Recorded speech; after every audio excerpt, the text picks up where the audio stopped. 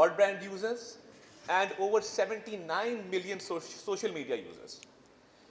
Now, when you look at these demographics, the digital space or the cyber space is divided into two categories.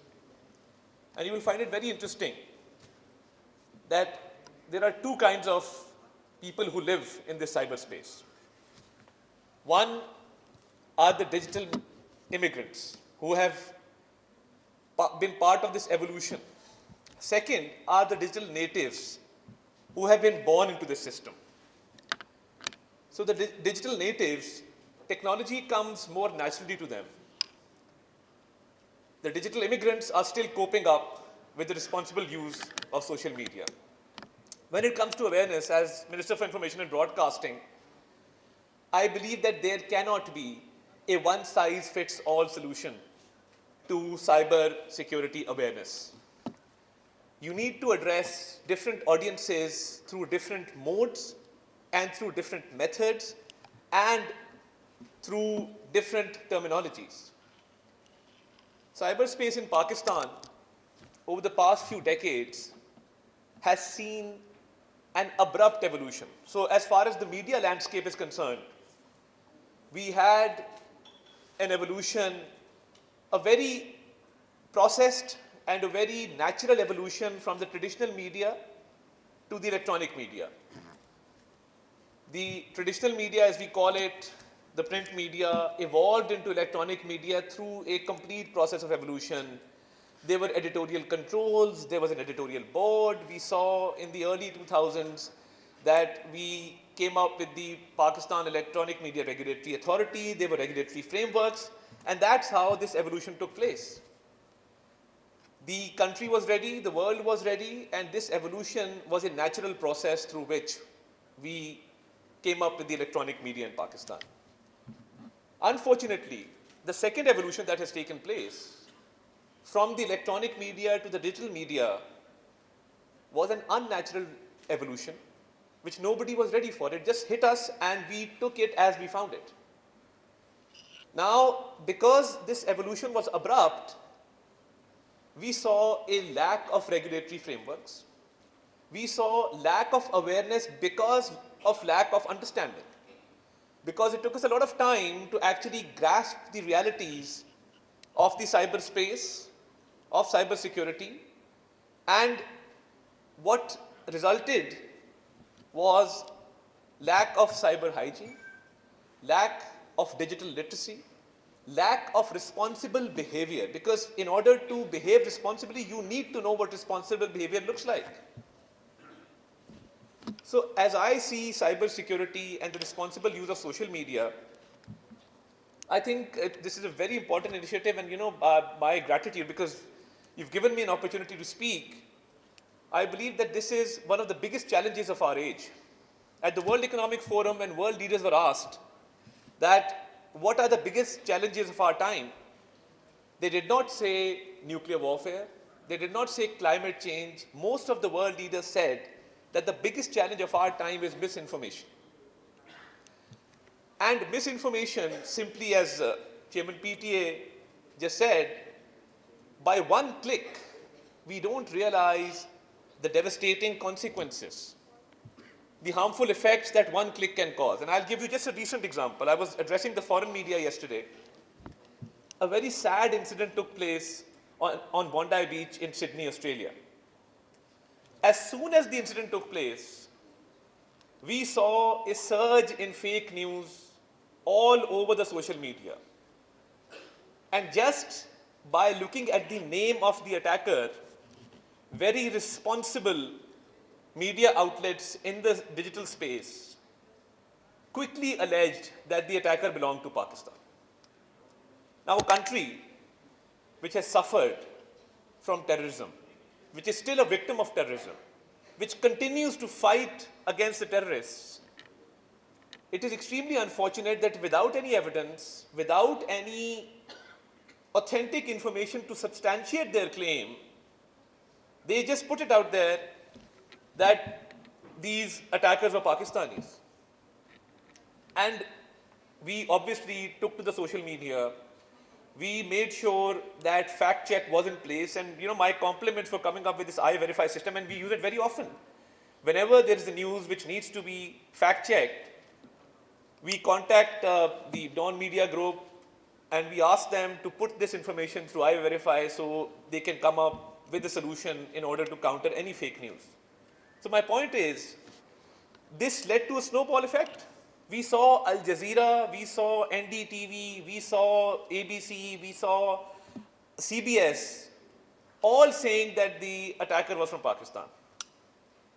And when I asked the foreign media yesterday that did you have any documentation or any substantial proof to back your claim, the answer was no.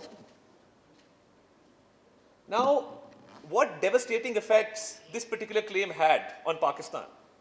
So if I'm a Pakistani living anywhere in Australia or in Europe or in the United States, I'm at risk because you have linked an attacker living abroad with my country without any proof. And on a day, 16th December, when we commemorate the sacrifice of the martyrs of the APS Peshawar. Now, this is such a dichotomy that on one hand, we are commemorating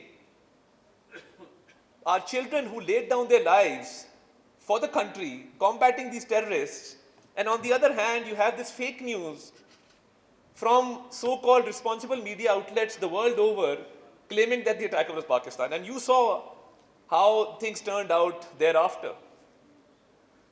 The identity of the attacker, the passport of the attacker, the travel document that he traveled on, the statement by the Indian police, the press release issued by them, and there was a whole another chain of events after that. So the point I'm trying to make is that we need to have more literacy, we need to have more awareness, because there's a backlog. When an abrupt evolution takes place, a lot of things are lacking which need to be covered. So when I talk about the first evolution from print media to digital media, a lot of tracks were covered, a lot of space was covered, regulatory frameworks were in place. But with this abrupt revolution, there is so much of backlog that really needs to be addressed. So we need more initiatives like this, and my government, my ministry, we stand fully committed to this cause. We've come up with Pakistan's first digital communication department, because when I took over as Minister for Information, we did not have any digital department. We've established Pakistan's first digital communication department. We have our own fact check at the Ministry of Information and Broadcasting. We have linkages with media outlets in order to stamp news as fake, but more needs to be done.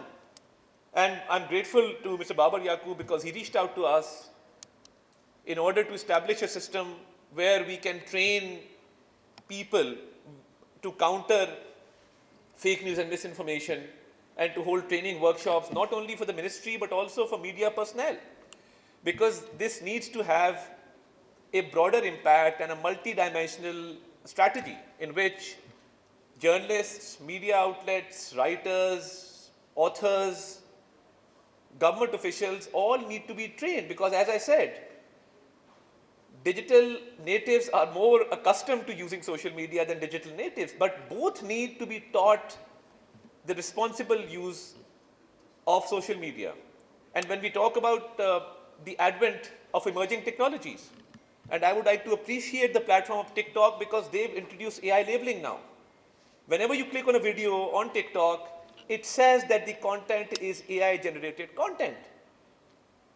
In order to enable the user, or in order to enable the subscriber to be well aware that the content being watched is AI generated. So, this is just a small step which all other platforms need to replicate. We need to have AI labeling. And one thing more I'm concerned about is creative people losing their jobs. Whenever I turn on the television, I see advertisements being made through AI. So how many people lose their job when one advertisement is made from AI? Number one, the content creator. Number two, the director. Number three, the graphic designer. Number four, the actors themselves. So there's a whole series of professions who go out of jobs when content is created through emerging technology. So we need to have a balance. And as far as awareness is concerned, as I said, there has to be, there can't be a one-size-fits-all policy. We need to make different segments aware according to their uses and according to their needs of social media. And every platform has its own uses.